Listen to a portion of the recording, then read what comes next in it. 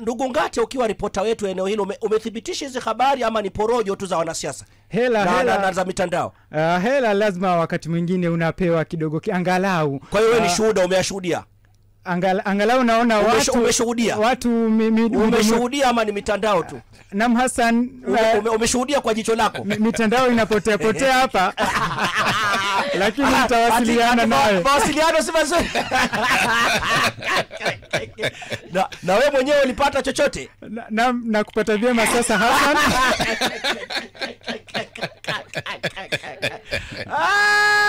Madege Ngatia. Wewe mwenyewe ulipata chochote Shekhe? Rais yupo nani Nyeri? Kitu ambacho kiko mikononi mwangu ni mic.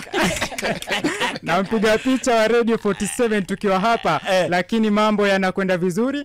Wakazi wa hapa majitokeza kwa kiwango kikubwa wakitarajia mazuri na miradi miundombinu na mambo ya kuelimisha na kuwafahamisha mazuri yatatendeka katika kaunti hii. Nikiwa hapa kaunti ya Nyeri, eneo bunge la Mathira, nikiripotia Radio 47, jina langu ni Mathenge Angatia. Kwako studioni.